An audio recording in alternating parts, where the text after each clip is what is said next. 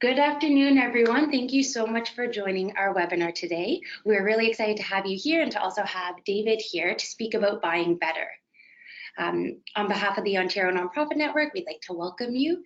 If you're new to ONN, ONN is a network representing the 58,000 nonprofits who work within Ontario. We focus on public policy, advocacy work, and services that help strengthen our sector. If you're already a member to ONN, welcome back. We're so happy to have you here, and we hope that you're able to gain benefit from this webinar and also from the other membership benefits, such as our discount to nonprofit driven or our other webinars that we'll be launching this fall. If you experience any technical difficulties during the webinar, please feel free to message us in the chat box. We recommend that you open and close and reopen your browser. But if you do still have problems, feel free to contact our team. Our number is 416-642-5786. So we wanted to just start with a poll to see, where everyone is coming from today. So if you can fill it out, we have the options of Northern Ontario, Eastern Ontario, Southwestern Ontario, Central Ontario, or other. Maybe you're coming from outside of the province. And so we'll just leave that for a moment.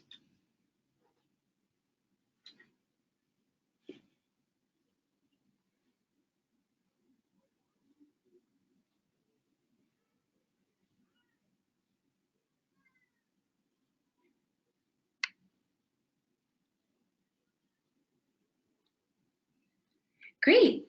So it seems like we have a pretty nice mix between different places in Ontario that everyone's visiting us from.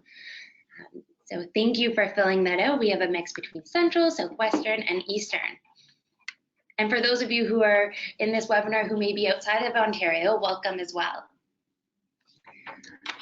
Before we get started, I'd like to do a land acknowledgement. ONN recognizes that we are on the traditional territory of the Mississaugas of the New Credit. This land has been stewarded by many Indigenous peoples for time immemorial, including the Wendat and Haudenosaunee. Toronto is also part of the Métis homeland and home to many Indigenous peoples from across Turtle Island. And so one last question before we get started today is, I would love to know, what are you hoping to gain from this webinar? Are you hoping to gain tools and techniques to help you run your own supplier sourcing process? Maybe are you looking for procurement implementation options that can help you reduce cost and risk? Are you hoping to gain access to procurement expertise? Are you looking for opportunities to save money through nonprofit collaboration and leveraging the buying power of our sector? Or are you joining us for this webinar to look for purchasing resources and takeaways?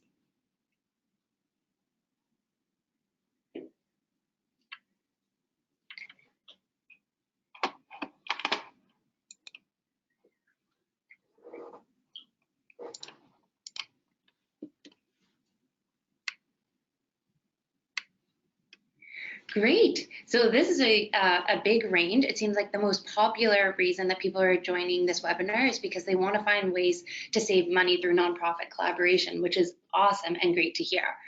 Our hope is that in the next 60 minutes, we will cover all of these topics. So we'll be going over the what, why, how of well-managed procurement, and also going into a little bit of what social procurement means and how does that differ from well-managed procurement. And so now I would like to introduce our speaker, David. And so David is the principal at Round Table Procurement Services, RTPS, which is an organization focused on helping charities and nonprofits improve the procurement processes. They've been working since 2003 with the nonprofit sector across Canada to better manage purchasing activities. This has included the development of collaborative purchasing programs that help organizations work together to save money, reduce risk, develop standards, and more effectively manage the goods and services needed to serve their communities. So thank you so much, David, for joining us today. Thank you, Melanie. Thanks for having me. Wonderful, and I will pass it off to you to lead our presentation. Thank you. Great, thanks. Well, thanks again, Melanie. Thank you to everybody for joining today to talk about procurement. It sounds happy to hear that there's lots of interest, and that's great. I guess a couple of qualifiers before I get started. It's wonderful to hear that people are interested in collaboration and working together. We will touch on that today. there's certainly much more detail we can get into on that topic, perhaps on future webinars or publications. So that's good to know that that is a point of interest. The other qualifier I'll mention is with something as broad as the topic of procurement, there'll probably be some material here that is perhaps more detailed than you're looking for, and some that is more high level depending on your own background. So bear with me if you could. We're trying to put together a level of information that is applicable for the wide audience here. And if you've ever seen or heard one of these webinars with us before, you may recognize some of the messages. As I say, you know, we can't assume everybody has been through our previous, I think, 5 or 6 webinars in the past. So we want to make sure that we're getting everyone back up on the same page. So with that, I'll get started with a little bit of background. This has been a wonderful, long, and very healthy relationship between the ONN and RTPS. We started working together several years ago when it became clear that the sector was becoming increasingly interested in challenges related to purchasing and procurement. So we actually conducted a study together to identify what some of those key issues were, and I bring that up because you'll see me reference to some of the findings of that study throughout this presentation. It also led to the development of the ONN purchasing program, or the ONN-PP, which many of you I believe are either aware of or have registered for it already. I'll speak a little bit more about that at the end, and that is directly related to this notion of collaborating and working together to improve our purchasing performance. So that's something that is a very tangible solution that we'll speak to at the end, that you can investigate more after this presentation is over. But in addition, in addition to supplier programs and better group deals, the ONN-PP is also committed to information sharing and education. So this webinar, as with the previous webinars, is part of that commitment to try to raise the purchasing IQ, we often say, of the sector, to make sure that everyone is spending their well-earned money as efficiently as possible. So this is part of that sharing and education component of the ONN-PP. So as I say, I wanted to make sure we started at some base level, and really the definition of procurement and purchasing, or supply chain management, or you pick the title, can mean different things to different people. It could be as simple as shopping, but to get everyone on the same page, what we're referring to when we talk about managed procurement, I wanted to go over that first. Certainly the most visible and top of mind topic is or element of procurement is the idea of supplier selection, and that's certainly core to it. Surrounding selecting suppliers, some prep work that we often require or recommend around understanding your needs before you go looking for a supplier, and then after you find a supplier, making sure that the deal you find is properly implemented within your team and monitored to make sure it's performing well. So that's certainly all a core part of good procurement. What I wanted to just share with you, and again, this is going to be a lot of detail. I'm relying on this being a leave behind for some of you to refer to later, but I will speak more to staff support. Procurement, like many other administration functions, HR, finance, IT, it really is a staff support role as much as anything. So being there to support staff to make sure they're getting the goods and service they need is a key part of procurement, as is that relationship management with suppliers. Suppliers are an extension of your organization. They should be treated as such, and so that managing them in a really professional and well thought out way is a key part of procurement as well. And then finally, what we call infrastructure, or building a good foundation. You think of things like having good contracts, having policies, principles, like that guide all the activities related to how you spend your money. So if you think about a broad view of procurement, which we do, these are the kind of things that we're referring to. Again, this is a lot of content. I'm not going to go through each of these points, but hopefully it provides a little bit of a reference point for you after this session today. We can boil it down to, to simplify, we could talk about really what are the key objectives of having good procurement. If you have a procurement department, these are certainly, you can build on these objectives, even if you're trying to manage procurement with your existing staff, which of course is very, very common in the sector. Then I encourage you to consider these objectives. Right at the top, of course, is hard dollar savings, and that was clear in what was provided in the poll at the beginning. People are looking for savings, no doubt, and it's going to tend to be at the top of the list. However, you want to make sure you're doing that within the bounds of good governance, and that includes good supplier selection practices, management practices, transparency, fair play, and we'll speak to that a little bit more. You want to do that without it's easy to do some of this stuff and add more controls while creating a lot of red tape. That's counterintuitive. You want to drive efficiencies. This spend management needs to be done in a way that makes it easier to get what you need, not more difficult. So that's always got to be in mind for the procurement team. Again, I mentioned the supporting staff. I'm going to continue to mention that element because it is something that you have to.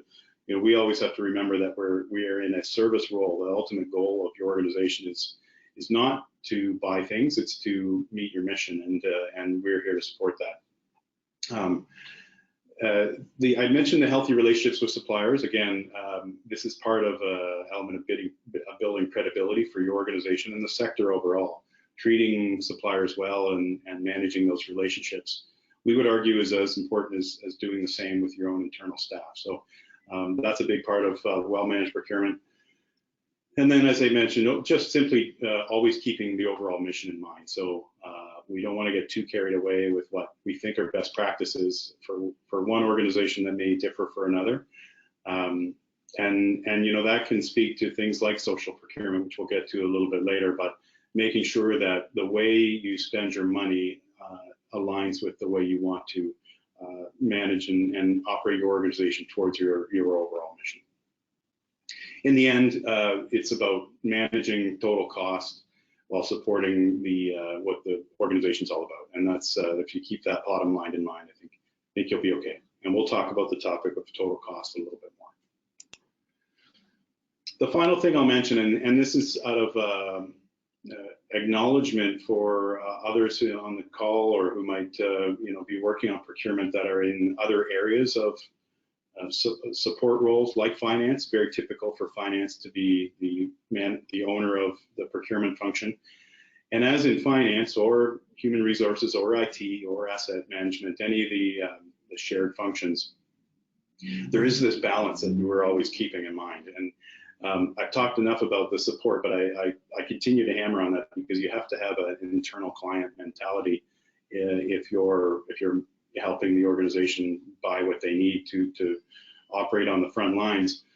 However, balancing that off sometimes can be making sure that you're staying within policy and standards and even regulations sometimes. So that notion of good governance can often go counter to trying to support. So. For example, you have staff who want to single source to their favorite suppliers all the time. Well, you'd like to be able to support them in what they want, but the reality is that good governance in the changing world we're living in doesn't allow for that kind of lack of process. So finding the balance between the two is important. And then finally, bringing leadership. Like many areas of the sector, this is an area of change, being on top of things that are changing, whether it's changing regulations or changing commodity markets, even to understand how to support budgeting moving forward with changing pricing. This is an area of expertise. It's an area of leadership. Just like you've got expertise in human resources and IT, expertise in procurement can go a long way for your organization. I'll take this opportunity to mention the notion of social procurement versus what we're talking about today, and that is well-managed internal procurement. The two can certainly have some overlap, but frankly are very different. And so I wanted to try to help sort out any potential confusion, because I know the ONN is doing some great work in the area of social procurement, and I encourage you to read up and make sure you're getting educated and follow that along. and we're big supporters of the idea, but I wanted to clarify the difference. To be clear, social procurement is about influencing purchasing decisions to make sure that they include the notion of social benefit and the idea of a balanced criteria, that it's not always about price, that the social good that can come out of spending is an important concept. We totally support that. What we're talking about today is more how nonprofit organizations manage their own purchasing, which may include that element of social procurement, but goes into other areas as well. So it's really encouraging buying from social enterprises versus how you manage your own spending internally. I think if you think about the biggest benefit for the sector, one of the biggest areas of benefit can be increased purchasing from for-profit and government agencies from social enterprises. That is certainly a worthwhile cause. I think the benefits we're striving for primarily in the work we do is making sure that nonprofit organizations are managing their own internal spending as efficiently as they can. So one case we're promoting buying from social enterprises. In our case, we're advocating for better buying practices across all nonprofits. The bottom line is there is some commonality, but really it's internal purchasing that you're doing and make sure you're doing it well. That's what we're focused on, versus understanding how influencing buying practices from everyone, including outside of the sector, to encourage purchasing from social enterprises and other social procurement impact. Those are two very different concepts. And I hope I've explained it well enough, but it's really, it's your own purchasing versus encouraging better purchasing from even outside the sector. That's the key difference.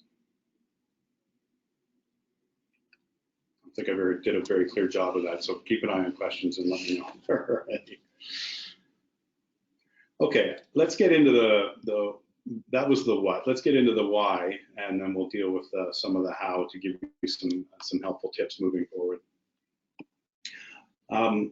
Part of that study I mentioned that we did with the ONN a few years ago identified what some of the top pressures were in spending, and I think we've been able to modify those slightly over the last couple of years, just working with more and more nonprofit organizations. But clearly that idea of cost management is simply economic survival in some cases, managing budgets. That dollar, the almighty dollar, is just, it's hard to come by and easy to waste. So that the notion of making sure you're managing spending is right at the top, and that was number one. Number two was what we just talked about, even in making sure that how you purchase aligns with your own internal values, and that you recognize that as spenders of, in many cases, public fund, or at least hard raised funds, to spend them properly is a key factor, and it needs to be something everybody's thinking about. Of course, you get into resource constraints, and that simply means just not enough time. And so a lot of the concepts I talk about today, I get it. You'd love to do RFPs more often, or do a better job at managing your current suppliers. There's not enough time in the day, so we get that. And that's part of why we try to create some shared services, shared programs that people can tap into. But that is currently on certainly on everyone's mind, that they just don't have enough time, not enough capacity within their own teams. This notion of government's involvement or interest, I think that really came out of the launch of the broader public sector procurement guidelines and procurement directive in 2012, and ever since then, and before then, depending on who your funding agency is or which government bodies you work with, there's different levels of requirements or interest that they have with respect to how different parts of the sector spend their money. It's just a reality now, and in many cases, we're assisting our colleagues when they're filling out funding applications, because there are questions coming up about procurement policy, how you manage internal purchasing. This is something that people care about, especially the government bodies who help fund the good work we do. The idea of risk awareness, it's just a reality of today's world. Having good contracts, for example, having proper terms and conditions, making sure your suppliers have the proper insurance. And I know there was a great great announcements today from ONN about WSIB, making sure that all your suppliers are properly covered. All this stuff is, it's more important than it ever was, and it just continues to be. So the idea of risk management has really become a significant part of what we do in our procurement work.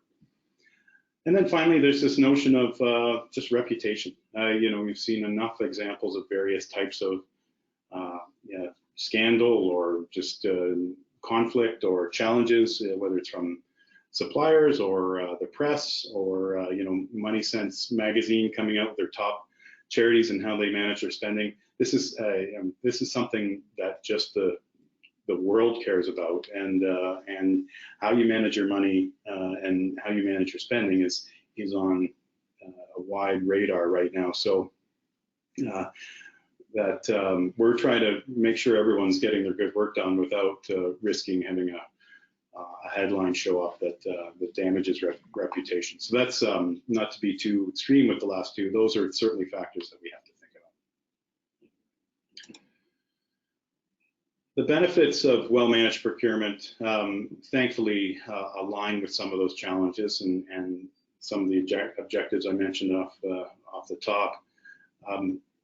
By allowing people to focus on your procurement work means that you can create capacity in the other parts of your organization. So I think someone said recently, if no one's doing it, everybody's doing it. And that just means that, if you leave the procurement or purchasing activities up to the whole organization, everybody's got some hand in it, which means they're not doing what they were hired to do.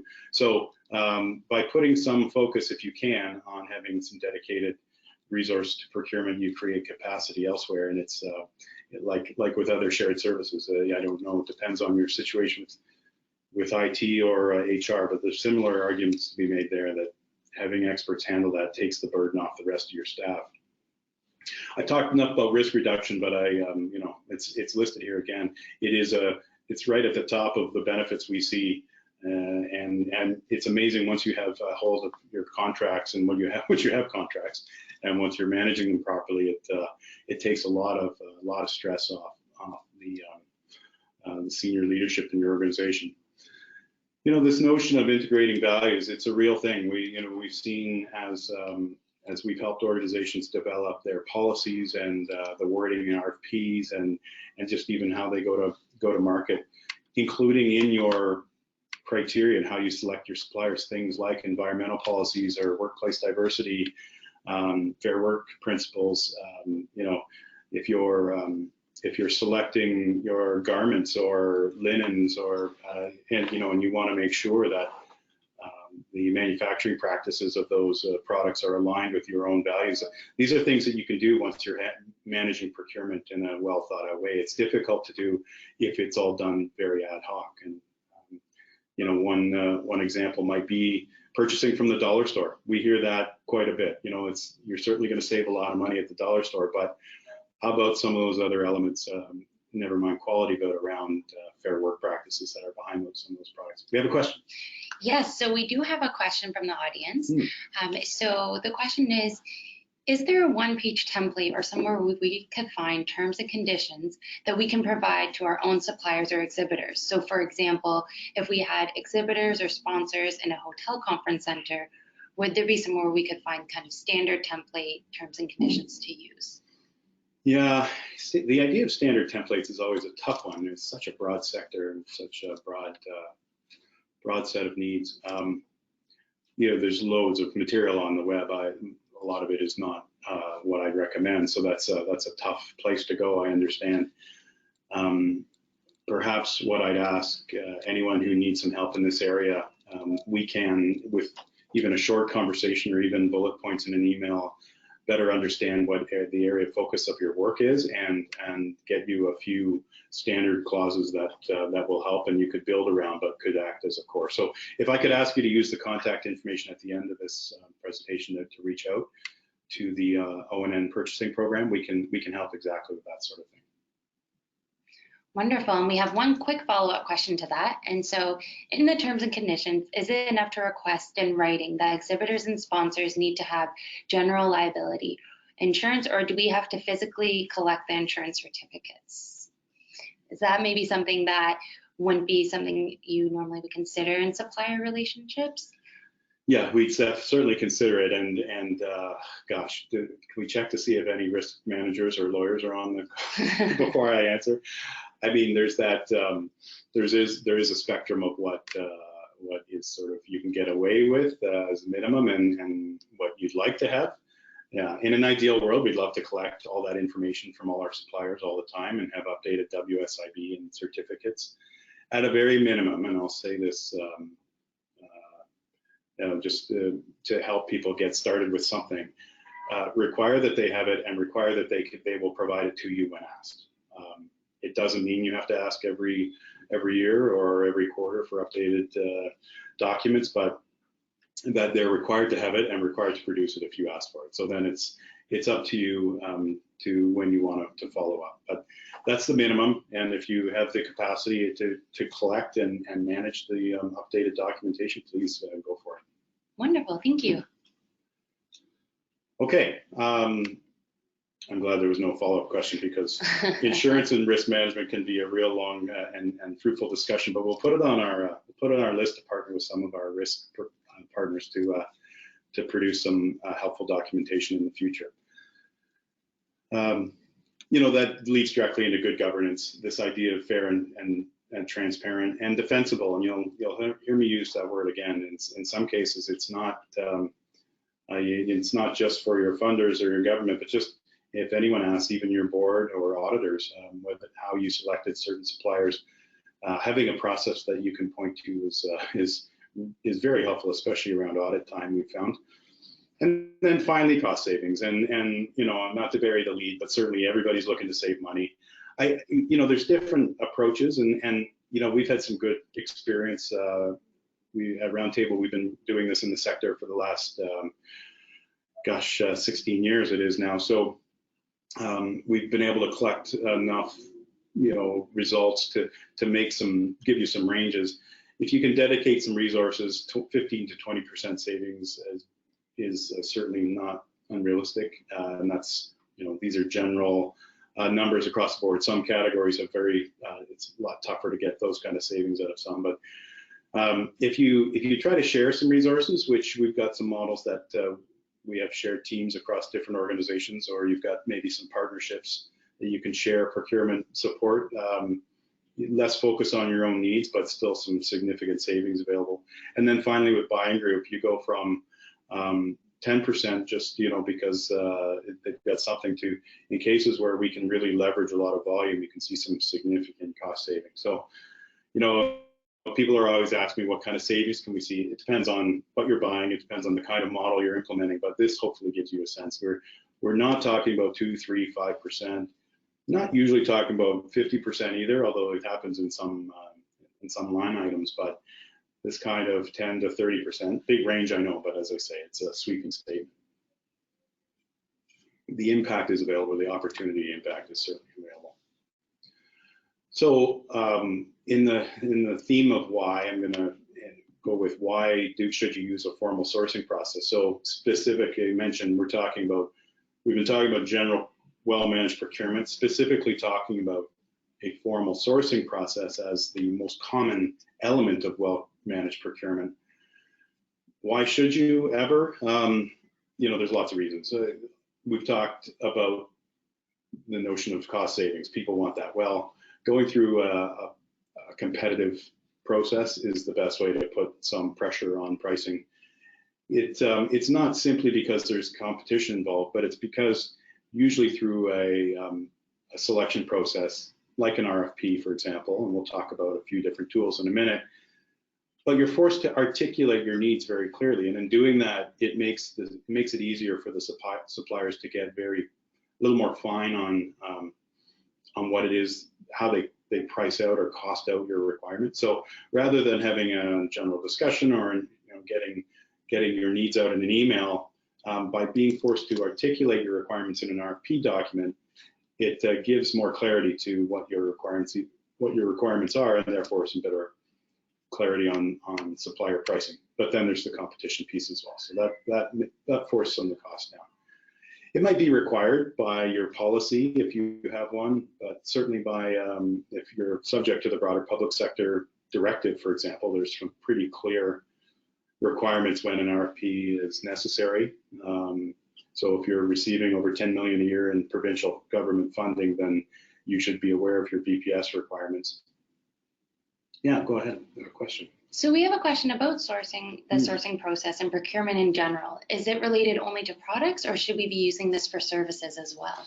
Yeah, great question. And it's everything you buy. It's every, you know, you need to at least create your own internal policy and rules around when you use what kind of process, and hopefully the next couple of slides will help with that. But there's no reason to really separate goods and services in that thinking.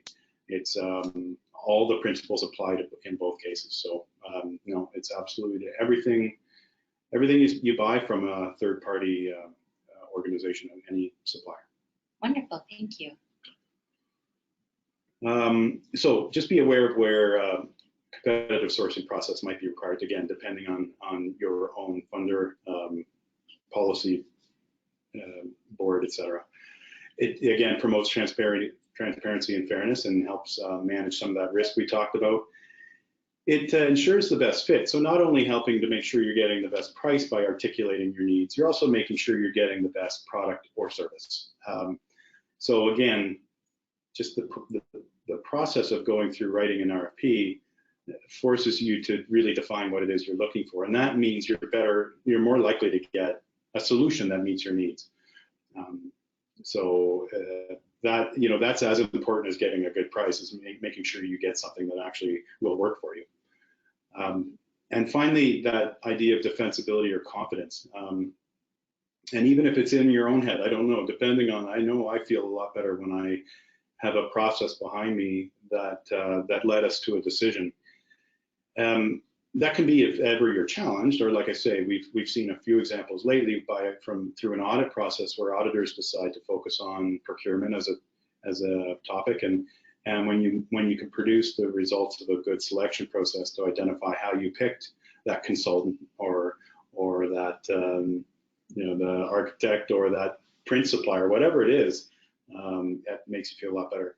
But I'll tell you, you know, we've seen lately, when you've got confidence in how you arrived at a purchasing decision, and you've got a process to support that confidence, when the tough times come, it makes things a lot easier to work through. So just like you have issues with staff relationships and staff performance, you know, believe me, we know that suppliers will not always be perfect. And when there are mistakes made, problems that come up,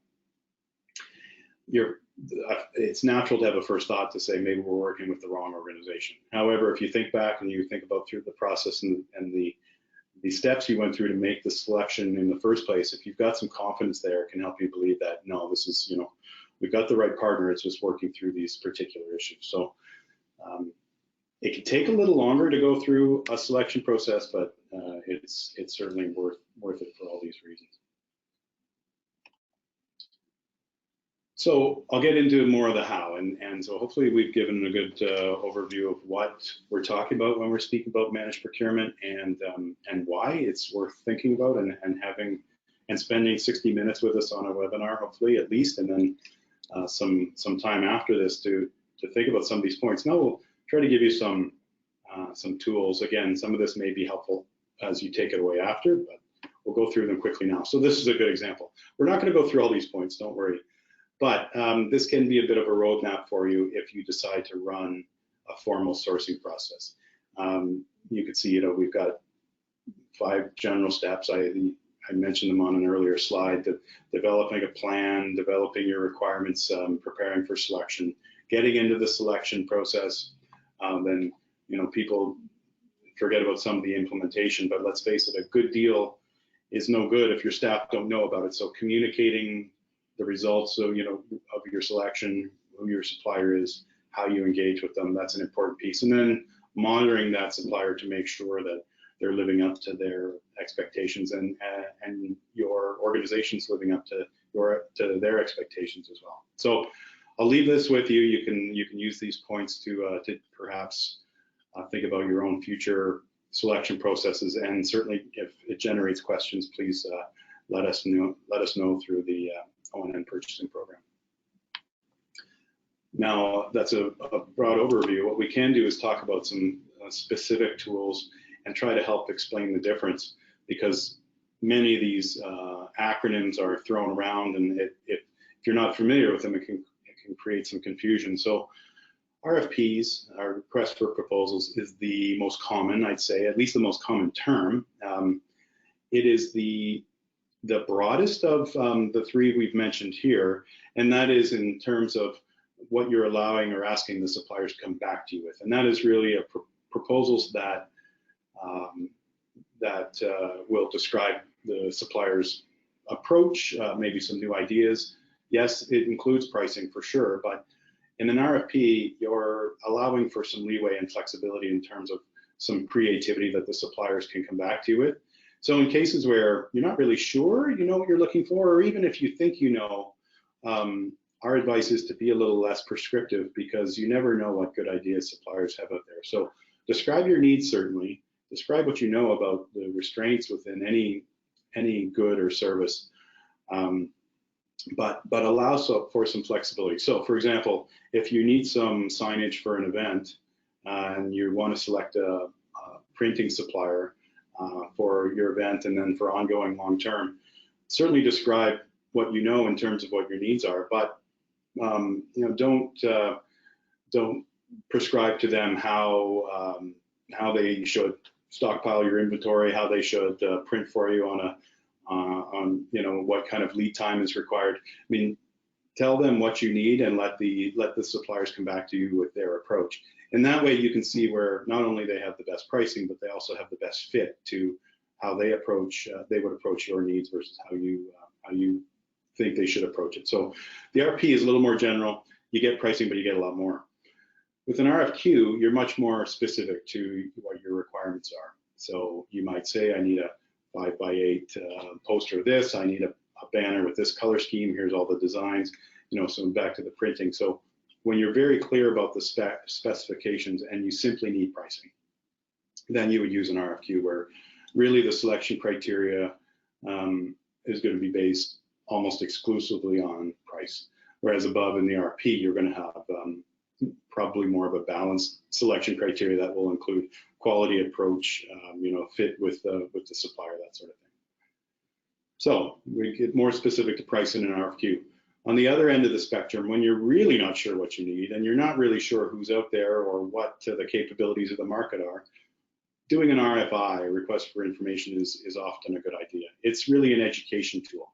You're not asking for pricing at this point, because you're not giving the suppliers enough to provide pricing. This is a market scan. It often leads into an RFP or even an RFQ, but it allows you to get educated a little more on what the skills are and who the best players are in the market. Cast those widely, just see what you get, and that will tell you a lot more about the industry that you're interested in. There are others that we don't have to get into now. Tenders are more common in construction projects. There's no doubt there are times when informal quotes are just fine. A request for interest, request for qualifications. These are all things we can deal with in another session or another publication, but we just won't have time to get into all those now. And I think we find that based on what we recommend, the top three, RFP, RFQ, RFI, are either the most common or the most commonly recommended by us for the sector. Now, there are different approaches to whether you use any of those, RF whatever. That's RFX, you'll see that. That's not a typo. We do that when just to refer to any request for anything. In some cases, you should go public or make it an open process, and that just means publicly posting it somewhere. We use a common RFP platform. Merck's is a common one. You can post it on your own website. Back when people read print, it was something you'd put in the newspapers. And in some small communities, it's still a good idea if you've got a local publication, even to put it there. But it might be an industry website. But wherever it is, posting it publicly is a great idea when you want to cast a wide net. And I just wanted to note for anyone following the broader public sector guidelines or the directive for procurement practices, it is required to go to an open process when the value of whatever you're buying is over 100,000. So the other approach is to go closed or invitational. So this is fine when you really have a good idea of which suppliers could meet your needs. I be careful to not make that assumption too quickly, though. But if you do have a good sense of who you want to include in your process, and you can defend why they were in the process, if anyone asks, then you can go to an invitational process where you would send the RFP directly to those organizations.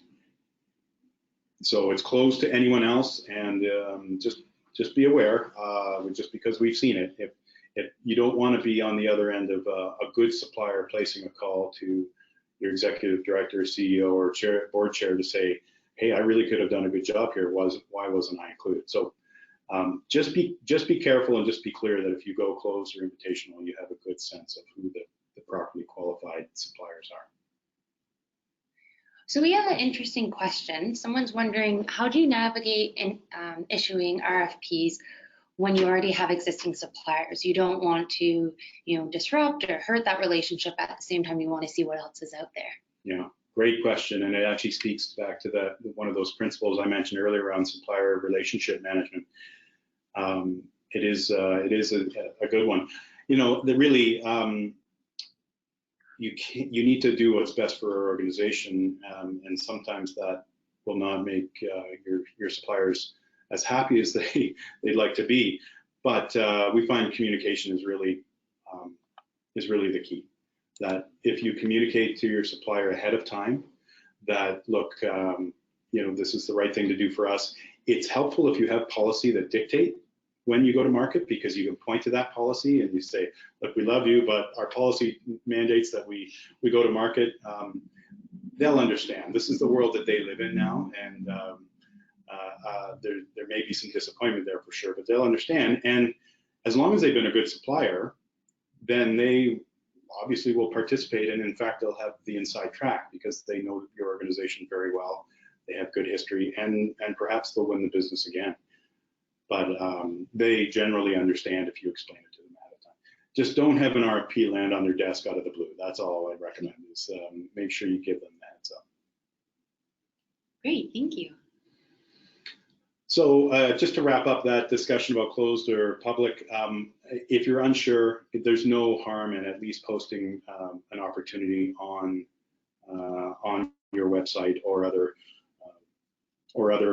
publication or digital medium. I mean, the worst thing that can happen is you get a lot of responses. If you're worried about that, just make your requirements very clear in your document.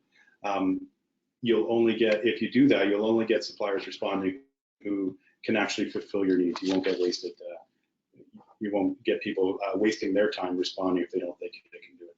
And then finally, buying groups is just a final sort of a tool. You can bypass a lot of this good work and leverage the work done by others if you take advantage of some buying groups.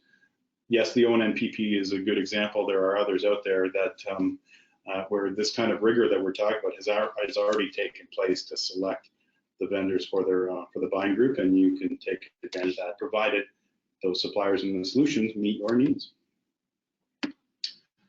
Okay, some principles, and I'll just quickly, because I think we've touched on these. Be respectful with your suppliers. Great question to reference that, but make sure you're communicating through the whole thing. An important point. Just going through a process when you already know the outcome is not a good move. Find a way around your policies if that's the only reason you're going to market for. These are a lot of work, RFPs, responding to them. And if you have no intention or you already know the outcome, then going through the process just to say you did is, I hope no one's picking that message up here, because that is not the right move. If you go into a RFP or selection process, have an open mind. Make sure you are providing all suppliers with the equal information, and you're declaring and making your team aware of any conflicts. just communicate and make sure there's a question and answer process in your selection process. Allow for feedback from the suppliers, and then once the process is over, offer feedback to them, especially obviously those who weren't successful. That is the way they'll get better for you and for your nonprofit neighbor the next time that supplier is going through a selection process. And finally, lean on others. Any selection process, we recommend as many, not as many as possible, because you can have selection teams that are too big, but whether it's 2, 4, 6, in some cases even 8 or 10 people involved in a selection process, you want the multiple perspectives from your organization, and you want to make sure that it aids in the defensibility of the decision if you've got others involved. And then finally, you can collaborate with other organizations, either formally or informally. We're running an RFP right now for 3 organizations for some software that are not necessarily affiliated in any official way, but going out together, we believe, to increase their chances to get really strong responses. Some do's and don'ts. Don't assume that one approach will apply in every case. Be very clear on what your needs are and how to apply which tools. Make sure you understand your regulations. Don't be complacent. This is serious, and how you select your suppliers it should be taken seriously. Just use common sense. An RFP isn't required every time you need to get some party supplies for an event, but at the same token, you don't want to issue a $250,000 consulting agreement just through some informal conversation. So, make sure you're applying common sense. Respect the time and effort that suppliers put into a selection process, and make sure you reach out for help. There's the ONNPP, there's other sources of assistance out there. So if you find yourself getting too bogged down, seek some support. I'll just quickly go through total cost. I know we're tight on time. We've talked about some of this on some earlier discussions. So I can't resist putting the iceberg in. Everyone knows I love the iceberg. I keep putting it in because it resonates with people. It's the one thing that people refer to is just understanding and making sure you understand that we at the ONNPP understand it's not all about purchase price. There are many elements to cost. You have to pay attention to all of them. Identify what is important to you and your organization, and what will drive cost. So poor service, poor quality, they will ultimately have a cost in the long run. So again, buying those supplies at the dollar store might have a great purchase price, but what is the impact to your quality or even risk down the road? So please make sure you're thinking and focusing on total cost. Don't forget the iceberg. Someone mentioned every time I show this, I should make the iceberg a little smaller. We won't get into climate change. Okay, as I say, balance criteria. So back to the study we ran, we asked the sector what was important to them in making supplier decisions. You can see a long list here. The point is, it certainly wasn't low price as the top of the list. It was high. You'll see it sort of I think 6 down. But there were other things, and it's interesting that quality and reliability were tops of the list, and the notion of total cost and customer service availability. So clearly this will be different depending on what you're buying and depending on your own situation. But really the point is, it's this notion of balanced selection criteria that should drive your decisions, which again ties back into that notion of social procurement. And whether buying from a social enterprise makes sense for you, that should be factored into your selection criteria, whatever you're buying. And finally, we talked about capacity building and how to do this. I'll just try to, people struggle with, okay, how do you make this happen? Let me give you some options. I'm not sure, you'll have to decide what's best for you. Obviously, you can try to take this work that we've described here and build it into your current staff. I know that probably it hurts your head to think about that. If everyone's busy, no one's sitting with their feet up on their desk. But if you can somehow work your structure to allow for someone internally to take ownership of this, that'll be what drives some of these changes. You can build the staff or capacity internally. So, whether it's new hire or expand, there may even be a ability with, depending on your funding agency, to get funding for this sort of thing, because again, people care about how you spend your money. Well, if you can get funding for some support to do that, that's wonderful. There are third parties available, whether it's traditional consulting or more of an long-term operating model. There is third-party support out there. We're one example, but of course there are many, and it's what we do at Roundtable. It's a challenge, of course, can be a challenge from a budget side, but if you can drive enough savings, it can easily cover your costs. And then finally there's that notion of taking advantage, leveraging group programs out there. ONNPP is one, there are others, but that can be one of the most cost-effective ways to get some support and get some benefits of good procurement without a lot of effort or cost internally. Just to illustrate that, just some schematic conceptual curves, just to give you an idea. I think what we've seen in the upper left is, if you use your current resources, it's the lowest cost. You're using your current cost, current effort. You'll have some improvement over time. It'll be it'll be a little more slow, and you'll just have to watch that it doesn't tail off if you don't stay on top of it. So, it's the most cost effective. It might have the least dramatic results. You can add someone full-time, and of course then that gives you a little more sustainability of benefits by having somebody full-time focused on it. It also has higher costs, naturally. There's the idea of the external consultants, as I said, can be a little bit more cost up front, especially if you run it as a single project. If you do that, then you'll probably see benefits tail off over time. So, I used to be part of Deloitte Consulting. We used to go into large for-profit organizations back then and help for 6 or 9 months, leave, and then come back again, when that benefit had dropped off. So if you go the short-term project work, just be careful that you're not seeing the results tail off over time. And then there's the idea of building your work with a buying group or other collaborative models where it truly is a lower cost. Might be a little more effort at the beginning of your staff as you're figuring out how to integrate whatever solution you're looking at, but because you've got someone probably focused on running the buying group, the benefits tend to stay there over time. You just need to make sure you're working on your own internal team to make sure they continue to take advantage of those benefits. But you lose some control because you're relying on others to help make some buying decisions for you. You gain in that ratio of cost to benefit.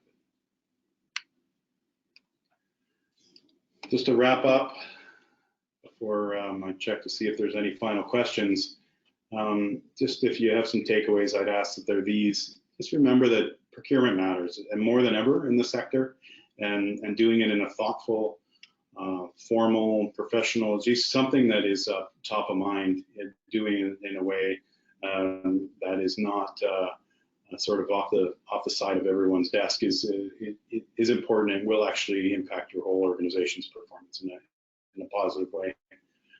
Make sure you're aware of your regulatory and policy requirements.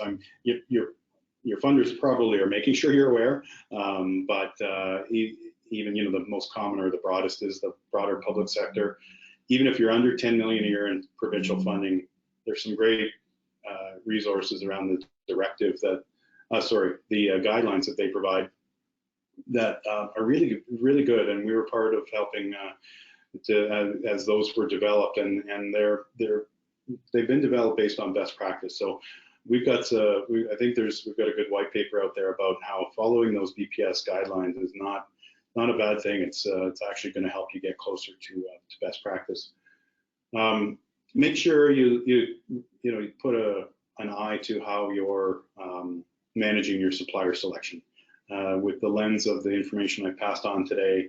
How do you feel about it? Is it fair? Is it clear? Is it thorough? Are you getting to decisions that you can feel good about? Even if they're decisions that are done in a day and a half, they don't have to be 6-week RFP processes, but just the principles around good sourcing. Are you following them internally? Part of that is, keeping total cost in mind. So it's tempting to chase low price. Don't forget that there are many other factors that will contribute to the cost of a good or service. And then if, as I've mentioned many times, and that came for the top poll, collaboration, there are opportunities out there. You know, be aware of the ones that are available to you. And I think that's where I can talk about the ONNPP just quickly. One of them is the ONN purchasing program. It was based on this the research that we did together, and it became clear that the ONN could play a role in helping its participants, its network in just doing this purchasing thing better. And many different ways you can go about it. A lot depends on your own situation. So feel free to give us a call, send us an email, or just check out some of the resources that are available through the ONN site.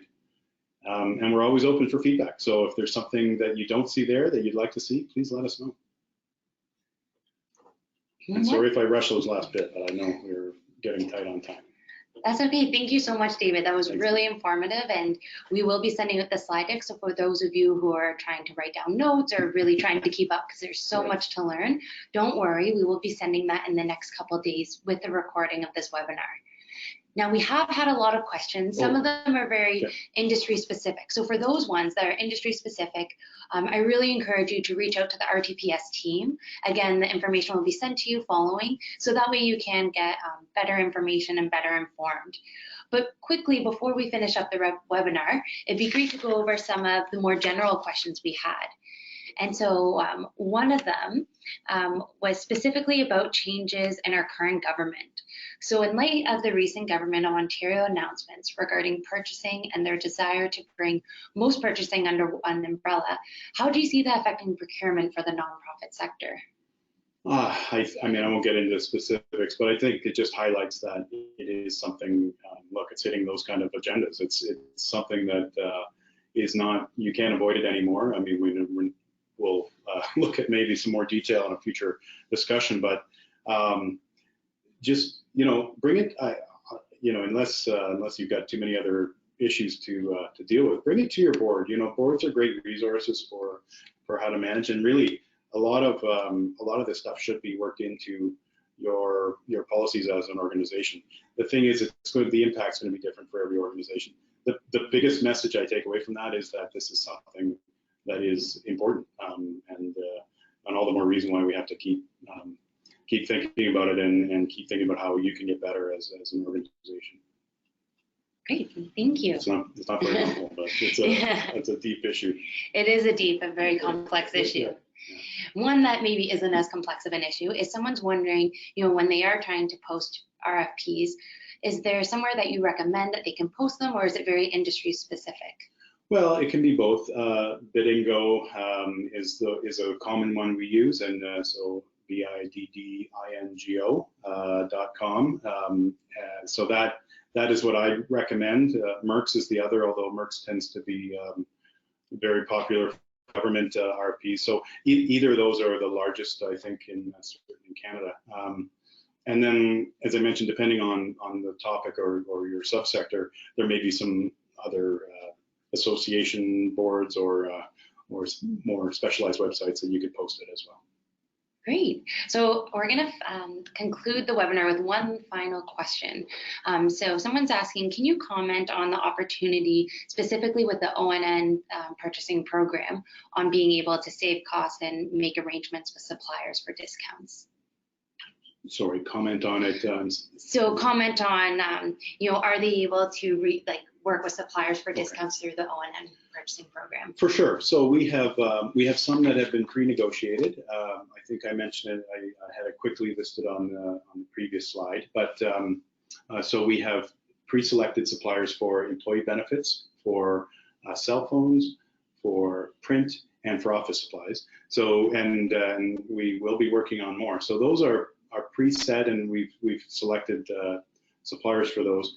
For anything else, we can help. We know, I think, all the supplier markets of everything the sector buys by now. So if you're just looking for some advice or for some actual selection help, we can support and whatever you need. But for those four, please check out the ONN website related to the ONNPP, and you'll see the details on those four categories. Amazing. Well, thank you so much for coming in today, David. And thank you so much for everyone who joined, who shared questions. If your question wasn't answered, please feel free to reach out to the RTPS team. They are here to help and are able to provide a lot of expertise in this area. We hope that you stay connected with ONN, whether it be through social media, through our newsletter, or reaching out to us by email. Thank you so much, everyone, and I hope you have a great day. Thanks, everyone.